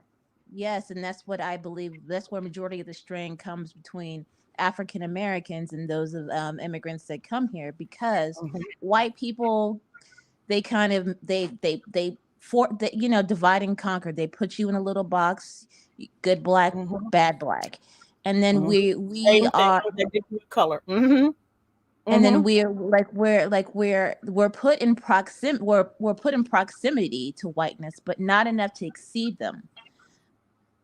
Oh, The problem is that's right right. now is with Nigerians, but the problem is with Nigerians, the way, like you give a Nigerian an inch, you're gonna take them out. They're outperforming, the mediocre Joes, and and And they don't want that's that. They can't have that. they can't handle it. Mm-mm. If you really break down the numbers of, a lot of those affirmative action, like Ivy League black people that are actually going in there, those numbers, a lot of those kids, a lot of those people, a lot of the black people are of African descent. African descent. Or You from know, immigration, immigration, immigrant African descent. background.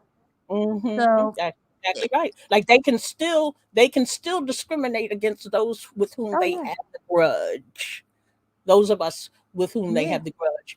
And I always used to say, because you have, and I know we veered off of the topic, but that's okay, because Hmm. this is important to say.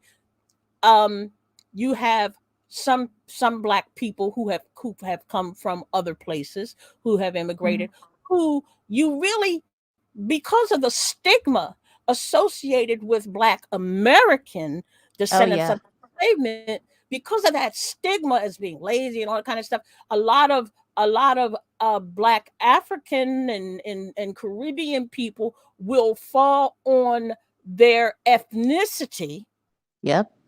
and their nationalistic, their lineage, in terms Hmm.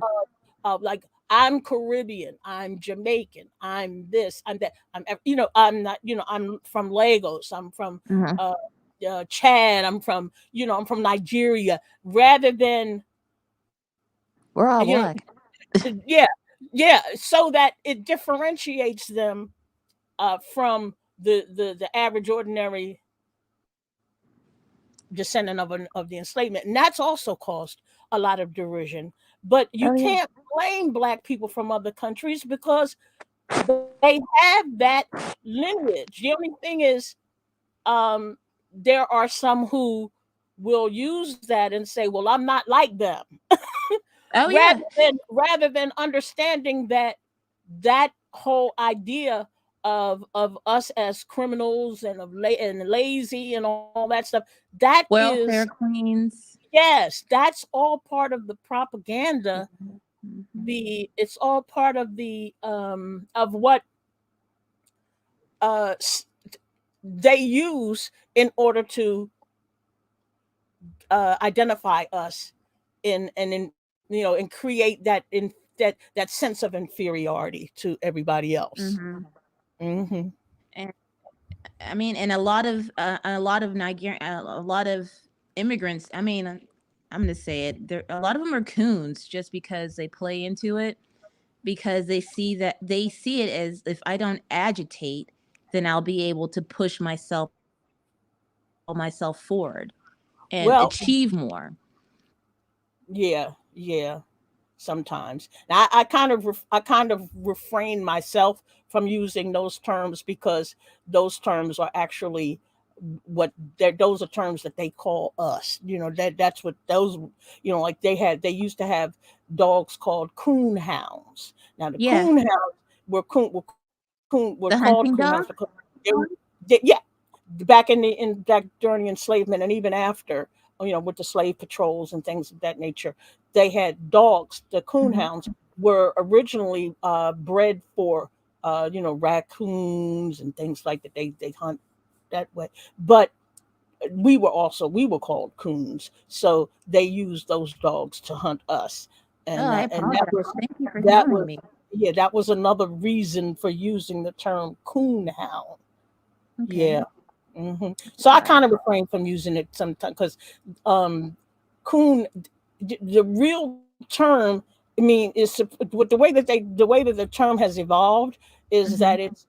it's actually not indicative of what the person or coon was doing. The person that was the coon was the person who was escaping enslavement or attempting to escape enslavement, not But not a in a sense,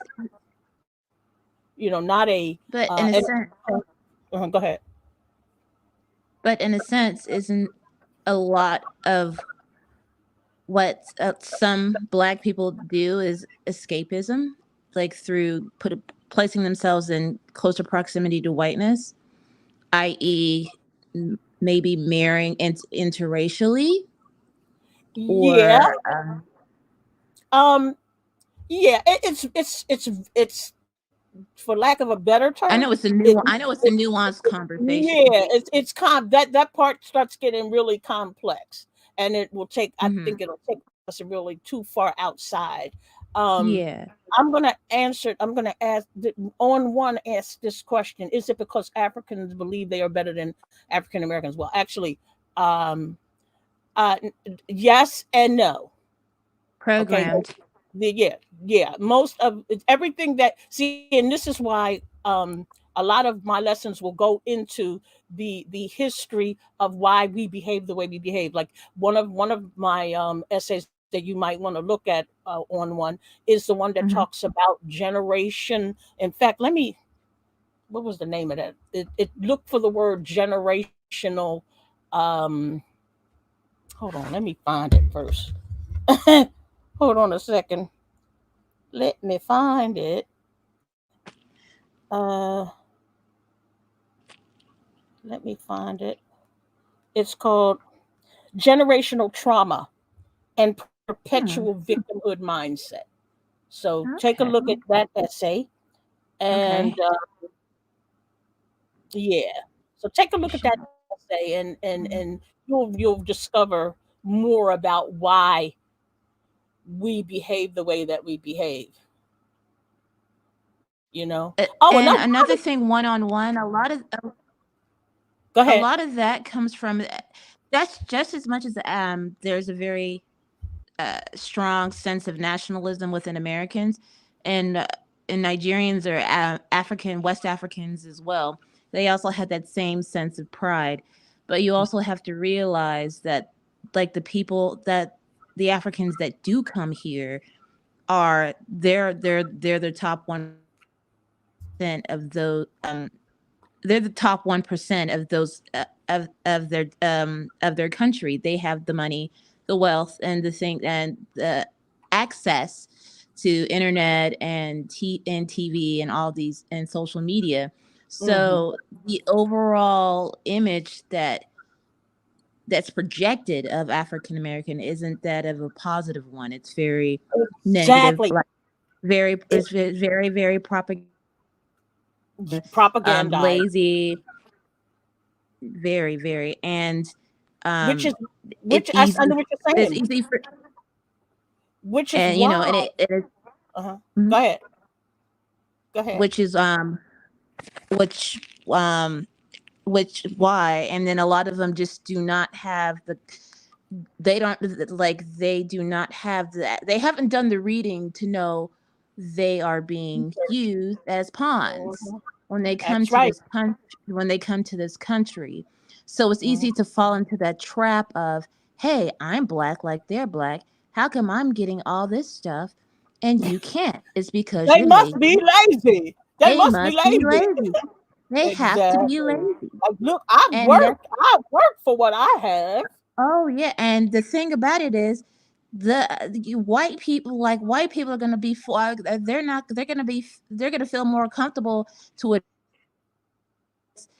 Hmm. let's say Ifioma, because she is not rooted in slavery, versus, Exactly. let's say, someone who is an African ADOS descent. They Hmm. have, there is that intimate knowledge that has not been repaid, that has not Hmm. even been, we haven't even addressed it. It's Hmm. like it was a little dark stain of our history, and that's it. It's still a festering wound. And it's And so no, important. And a part of the propaganda in America is that the music, the mhm, movies, all of the depictions of us are free speech, and that it should be allowed. So when you have particular people, uh, especially like in the hip hop genre, and because that's the one that's the most popular today. Like when you have them doing the kinds of things that they're doing over the generational period of time. When it began, it was popular, and then it began to move more into dangerous kinds of um, uh, gang violence, and then it morphed into what crunk, I think it going crazy, and then it morphed into drinking and drugging. Well, all of that was included in the gang stuff, and then it moved. Now it's moved into very highly sexual, and so it begins to uh, cast the picture of black women a certain way, as which we always have had that stigma yeah, of being hypersexualized. exotic, oversexed, that type of thing. And but yet they will say that these things do not ref- that these kinds of like music and movies and the like do not uh have an effect Oh yeah, they do. on us, which They they do. do. So it's like it becomes a paradox where, yes, it is having an effect on you. You are emulating this, and you at the same time are saying, no, it's just art and it's not having an effect. But it is. And what we Mhm. need to do is really start. I won't say what we need to do, but people getting that education and understanding how these things work to propagandize and to Oh God. condition one's mind. And just like you said, when you come over, you already have a picture in your mind based on what? The music and the Mhm. movies. And so you believe that we are everything that is depicted. So And people in this country, black people in this country, a lot of us have that same view of ourselves based on the propaganda. It's like, it's And, propaganda. and then You bringing know it this back. stuff has an effect. When your 2 and 3 year old daughter is humping on a pole outside, Twerking. humping That's on right. the meter outside, or the light, or the light pole, Oh and goodness. you wonder where, you think that it's not coming from that conditioning. That's why it's called programming, television And, programming. It's a and program. which also brings it kind of full circle to globalism and Jewish people. They're the ones that are minorly controlling the music industry and controlling what is actually being put forth out there. All these w- the current depiction of what the current messaging of hip hop and rap and like and at the state but right now. nowadays you have to understand too, it's not all being run by that's another Is that a fallacy? propagandistic a view. Yeah, that's a nationalist view, similar to that guy that wrote that article that doesn't want us to turn into globalists, that Uh, type of thing. It's not um it's part, not to say that you don't have Jewish people who are in those positions of power, but you also have people like the Kochs yes, who are yes, not Jewish, yeah, and people yeah. like them who are in those positions of power. Edelson, who was running Fox and has just recently given it to his son, he's not Jewish, I don't think, or is The he? Heritage Foundation and all those people. The Heritage Foundation, the Federalist Society. Societies. It's bigger than just Jewish people, Okay, much well, bigger than just Jewish people. I But stand corrected.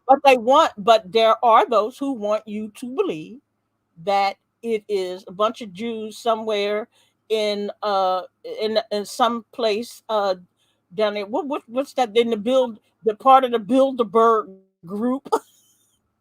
Which, What? not to say that the Bilderberg group is not a group of people who are running the country, but they would have you think that it's just that the country is being run by a secretive order of Jewish people. That's not the case.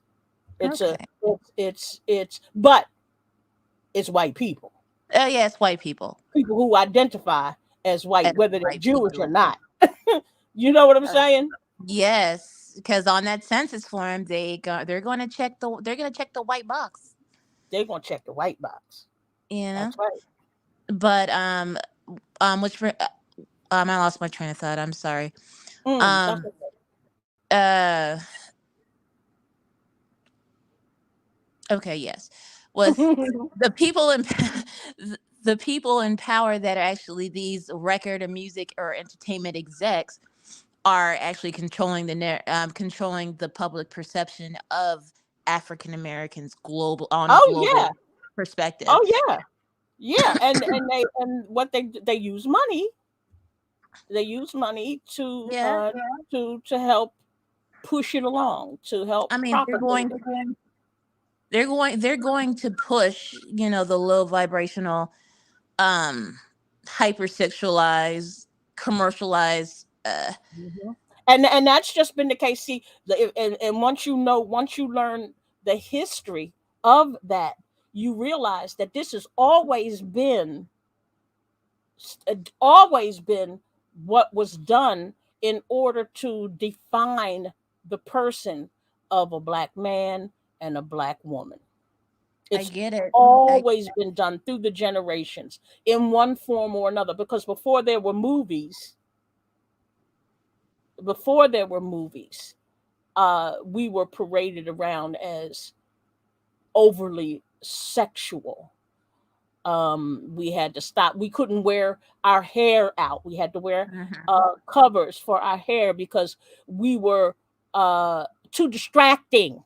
Mhm. You know, to them because they would, we were too alluring and distracting, and our shapes and things like that. You know. Uh, oh, and then also, do you think it's also like kind of like a psychological thing as well, by keeping the image, where what's being pushed out in pop culture as not really anything of substance, in my opinion. um Mhm. that it just that makes our opinion of ourselves a lot lower, that like entertainment and shaking our asses and all that good stuff is all that we're Mhm. capable of doing, versus, because I work with kids, and I like to talk to them, and I'll ask them questions like, what do you want to be when you grow up? Oh, I want to be a YouTuber, I want to be a rapper, I want to be a football player. Like, you don't a lot of these jobs, I mean, a lot of these things are all good, they all have their niche, but rarely, and I target the black little boys, because I'm curious. You rarely see them going into anything of like a trade or tech, because the age of Mhm. automation is coming. Yeah, because And they're not. This is not what they're being taught to focus on. Remember, there was yeah, back in history there were only certain jobs, and see that this is the way that that they we're want allowed to they do. that were available, physically and legally available to black people. So they can't do that now. So, but they still push through propaganda. But it's They the and because parents as well. I mean, the well, it's parents. generational. Yeah, it's generational. Generational. Like, I'll have kids come in with football injuries, who get an MRI. Their scans look like that of like a 80-year-old, just bruises everywhere. Like, Mm. these are young developing brains, and my greatest frustration. I'm sorry, men that are on here. I think the NFL is very, very detrimental to black people. They're putting our black men out there in the front lines to be brutally hit over and over. When you've got a nation that discriminates, and denies opportunity in a lot of other areas, because you want to be a doctor, then you have to be able to get into a good school in order to Mhm. do that. They've uh, the education of black people. First of all, that's the first hurdle, because you're Mhm. not given the adequate education to get you to the level of to the baccalaureate level. Then you definitely don't get to the graduate level. Oh uh, yeah. Difficult, because not only, even if you've got all of the skills, then it's where you go to school. There's always that instance of, there's that competition for, with Yes. other students to get into this thing. And then once you get in, if you get in, you there's that money aspect. How Yeah. much debt do you want to go into in order to get this education? There's so many barriers to your Mhm. success, and at the same time, you're you're looking at where, quote unquote, the money is. Mhm. So you want to get into those things that you think are going to be the least restrictive, with the least amount of barriers, that Barriers. place where they allow you to be. And what did we talk about? What did we say that was? That was entertainment. Entertainment. And Entertainment. that's where you're going to see people making money, is entertainment. So that's why they do that. And it's And sad, but it's true. It's sad but true. So if you get an opportunity, look at that I'm gonna look generational at your trauma. essay. Yeah, Yeah, I'm gonna look into it. yeah. Well, I'm going to get ready and get off of here now. Thank you And so much. thank, I hope. oh, thank Uh, you so much. Did you subscribe? of course. Of course. Thank you. I look forward to you coming to other classes. Um, Please share with anybody that you think might benefit from this essay, and others. And I hope to see you again, Marion. I'll be Oh, looking you for you will. to come I back. had I to. don't I I had to don't take come. a break from Go the ahead. Jag stuff. I was like, oh god, Yeah, I brain don't cells.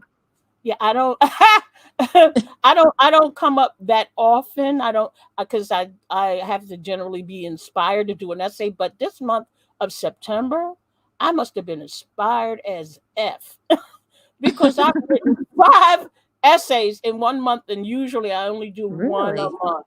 Yeah, I've written 5 essays this month, and I feel like um the inspiration this month for some reason was in each of those directions that I took these essays. And you can also I write for Medium, a Okay. few of the publications on Medium. So if you want to, you could look for the essay in the written form on Okay. Medium. And I have if you're not a member of Medium, you can also read my essays on my website, and that's Okay. in the description.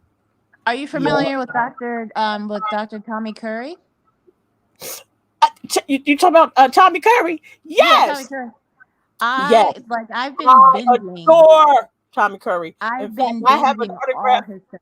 I have an autographed book from him, his Man Not book. Yeah, My husband is obsessed he's a with him. Facebook Like, friend. yeah.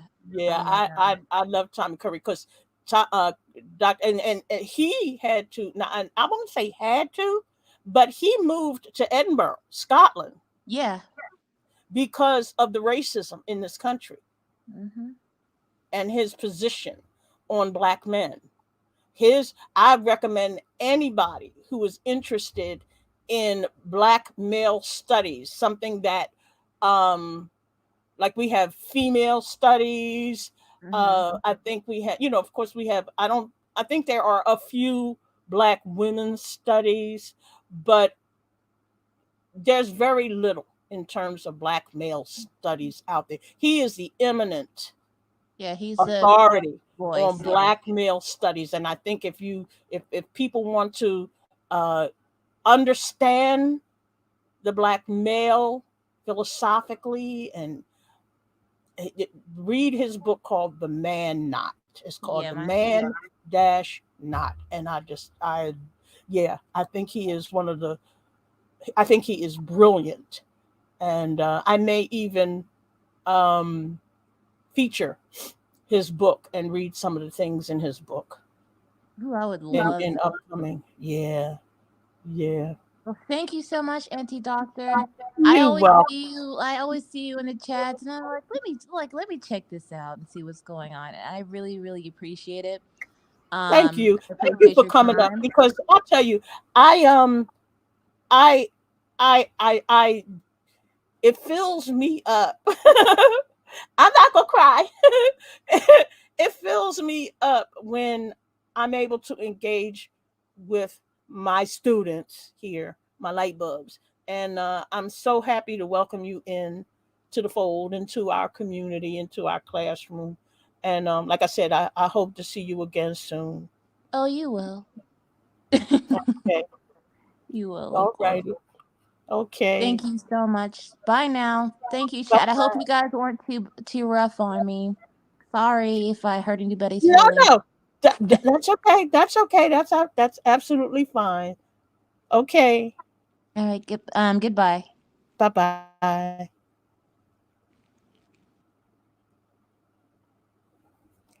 Wow. Whew, I enjoyed that. Really enjoyed that conversation with Marion. I enjoyed it. Is that Soraya? Soraya back. Hey, hi. Welcome, welcome. Hey, Incoming Opinion is still here. Thank you, darling. Thank you, sweetheart. Thank you, thank you.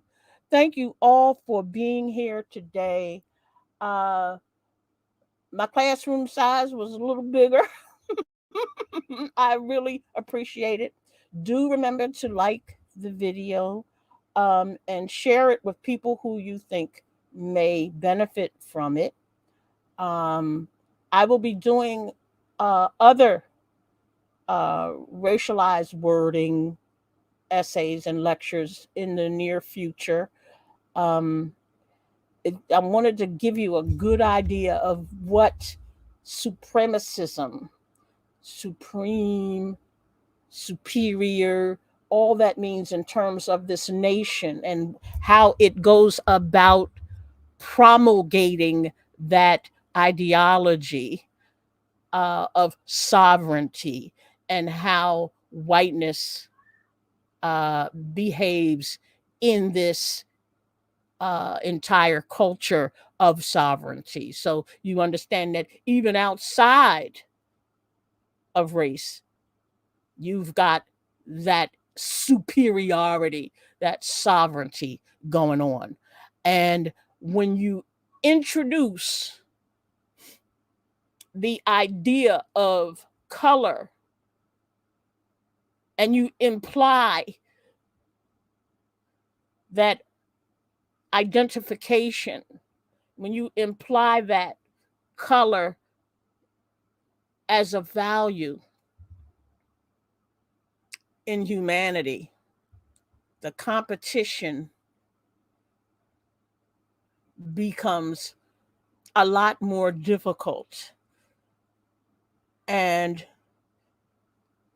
it's kind of almost impossible to achieve equality under the condition of sovereignty. Okay? I hope that it resonated with you all. So,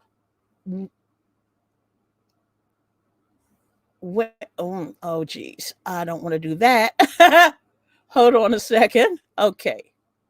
Because I still don't have my mouse. So I'm using my hands on my screen and it's moving things that aren't supposed to move.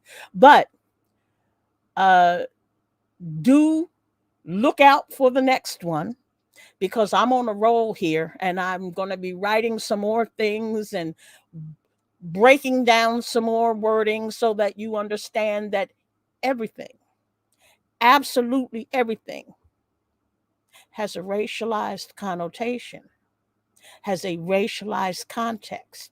And if you want to comprehend it, you need those 3 C's. And what are those 3 C's, class? Comprehension, context, and connotation. And then you will be able to think more critically about the subjects that I bring to you. So until the next time that we have class, bring a friend. Bring a friend to class. They can audit the class. They might even decide to stay a while. They may even decide to become a classmate. They may even decide to throw some light bulbs in there and become an illuminator and illuminate it for others. So until the next time, the doctor's out.